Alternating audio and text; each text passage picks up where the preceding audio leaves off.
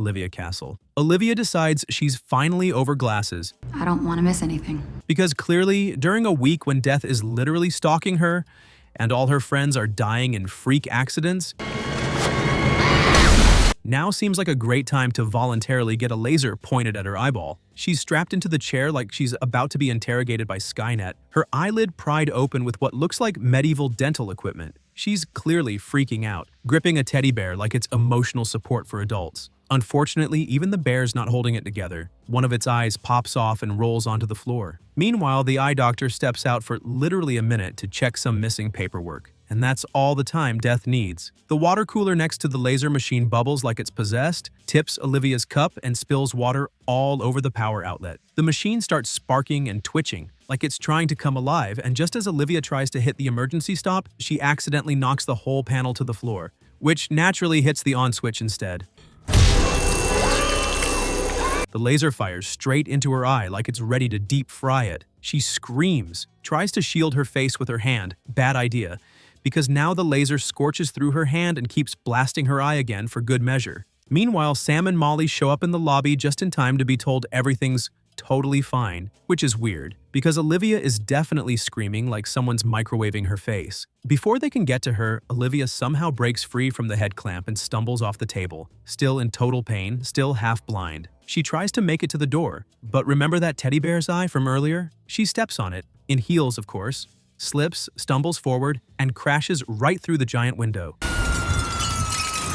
4 stories down, straight onto a parked car like a human meteor. And just to really drive it home, her one undamaged eye pops out, rolls into the street, and gets run over. Frankie Cheeks. After the funeral, Wendy and Kevin head to a fast food drive-thru.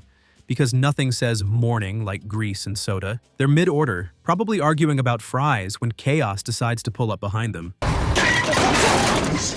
Out of nowhere, a giant Heist Pale Ale truck starts rolling down a hill straight toward them. They're boxed in. SUV behind them, beer truck to the side, and some random dude in front who's way too committed to his burger. Kevin's laying on the horn, screaming for this guy to move, and the guy, none other than Frankie Cheeks, professional camcorder creep, just flips them off, completely unbothered by the literal death machine barreling toward them. It's Final Destination, so of course the SUV decides to back up, but by then it's too late. Kevin does the only logical thing, kicks out the windshield. He and Wendy crawl out just before the truck slams into their vehicle. The truck's engine shoots forward with just enough force to turn into a projectile blender. The cooling fan fires up and slices clean through the guy's head like it's prepping a smoothie, spraying blood across the inside of the windshield. When it seems like it's over, the engine sputters one last time and the fan spins again, just to make sure there's no brain left unblended. Rory Peters. Rory's that guy in the group who's usually too busy being weird or high to take anything seriously, but for once, he steps up. He helps out an injured Eugene, saves a random kid from becoming news van roadkill, and even has a rare emotional moment with Kimberly. He tells her, completely sincere, to get rid of his drugs and porn if he dies, because worse than that is your mom finding that collection. That would be good. Moments later, Kat gets impaled by a pipe as firefighters attempt to rescue her, and the cigarette she drops rolls into a trail of gasoline, slowly snaking toward the conveniently parked news van. Thomas sees what's about to happen and shouts out to Rory, but Death's not having it. A tree branch drops out of nowhere, forcing Thomas to the ground, and politely reminds him, "Not your turn, buddy." The fire hits the van. It explodes instantly.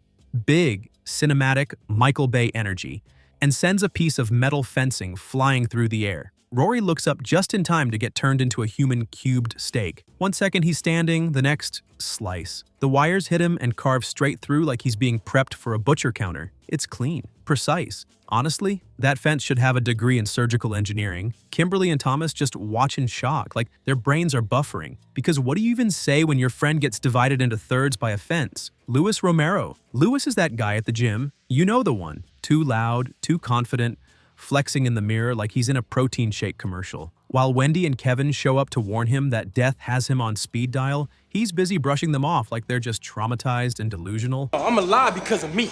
He's convinced he's untouchable because nothing says safe from supernatural forces like biceps and a bad attitude. He's ranting about his football career, hyping himself up mid-set on a Bowflex machine, and even starts taunting death like it's just another personal trainer trying to stop his grind. Meanwhile, Wendy's getting freaked out because everything around them, the machines, the equipment, the weird gym decor, matches up perfectly with signs from the creepy photo she took of Lewis earlier. Chaos begins elsewhere in the gym. A guy knocks a claw off a random bear statue, because sure, the gym has one of those, and it flies across the room, hits another dude in the face who drops his barbell in shock. That triggers 2 decorative swords to fall, slicing through the cables holding the weights on Lewis's machine. He goes in for one more lift, unaware that the weights above his head are now basically held up by vibes. Boom! Both weights drop like wrecking balls and crush his skull on the spot. Somewhere, Death is probably nodding like, nice rep. Moral of the story? Don't talk trash to Death while lifting under questionable gym decor. Confidence is cool, but helmets are cooler. Candice Hooper. Candice really didn't want to be at the gym, and honestly, can you blame her? A bridge just collapsed, half her friends are dead. And now Peter's dragging her back to practice, like everything's totally normal. She finally gives in because, yeah, nothing heals trauma like stretching and floor routines. Once they get there, it's already miserable. It's hot, the air feels like soup, and she's clearly one bad mood away from walking right back out. She asks her coach to fix the AC, and eventually someone does. Problem is, when that AC kicks on, it doesn't just cool the room. It starts rattling like it's held together with hopes and tape. A single screw shakes loose and drops directly onto the balance beam. Just sits there, innocent looking. But as we all know, in Final Destination, even household dust can be fatal. Candice finishes her routine on the beam and doesn't notice it. Super close call. She moves over to the uneven bars while her teammate, Porter, hops up next. Mid-cartwheel, she steps right on the screw, screams, and eats Matt. In the process, she knocks over a bowl of chalk. The gym's industrial-sized fan, which definitely should not be allowed near airborne powder, blows it straight into Candice's face while she's still flipping through her bar routine. Completely blinded mid-swing, she loses grip, flips awkwardly, and slams into the ground. And this isn't just a bad landing. Her body folds in a way that should never happen outside of an origami class. Spine snaps, legs go the wrong direction, and she dies instantly right there on the floor. Isaac Palmer. Isaac shows up to the Ming Yun spa with the same charm he probably uses in HR meetings, which is to say, none. Erotic massage. He immediately starts hitting on the poor receptionist, and she, very understandably, decides she's had enough. Instead of kicking him out, though, she takes the petty high road and sends him to get acupuncture from an elderly woman who clearly takes her job very seriously. He walks into the room, sees the Buddha statue, and decides it's a great time to be culturally disrespectful, rubbing the belly like it's a slot machine and making jokes. Big mistake. But Isaac's not the kind of guy to read the room, especially when it's filled with open flames, incense smoke, and breakable furniture. His phone gets taken away and placed way too close to a lit candle. Ow! The masseuse then proceeds to absolutely manhandle him like she's training for a wrestling match. Every move she makes sounds like a table joint giving up on life. And to be fair, it kind of is. Once the needles are all in and Isaac's looking like a porcupine in a towel, she leaves him to relax. Instead, an incense coal drops, igniting a parchment nearby. Isaac sees the fire, panics, and flails off the table, which immediately collapses. He hits the floor hard, needles going deeper, but it's not over. A giant bottle of alcohol tips over and soaks both him and the floor, just waiting for someone to do something stupid. Phone starts vibrating, slowly shimmying the candle toward the edge of the shelf like it's had enough of this man's entire existence. The candle drops. Fire meets alcohol. Boom, flames. Isaac scrambles backward into the wall, burning needles still in place, face full of panic, until the fire suddenly stops just inches from him. He lets out a breath. For 1 second, he thinks he's made it.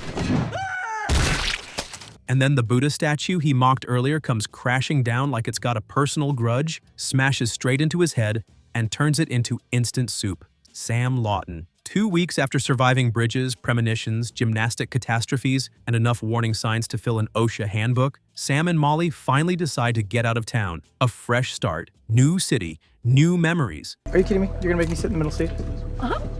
And what better place to go than Paris, the city of love and apparently death. They board the plane, settle in, and for about 5 seconds, everything feels normal.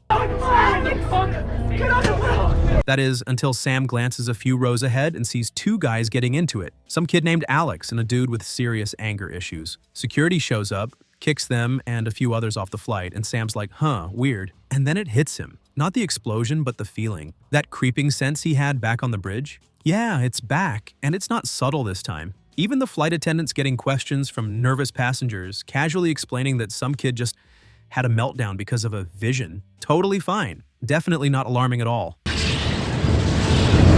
And right on cue, the left engine bursts into flames like it just remembered what movie it's in. The side of the plane rips open, chaos erupts, and Sam tries to hold on to Molly as everything is being sucked into the sky. But this isn't a rom-com, and there's no dramatic escape. He loses his grip, and just seconds later, the plane goes full fireball. Sam's final moment? Getting incinerated midair, trapped in the one place you really don't want to be when death is trying to finish what it started. It's fast, brutal, and honestly kind of poetic, because while Sam thought he'd escaped fate, he just ended up exactly where it all began, back on Flight 180, in the seat no one should have been in.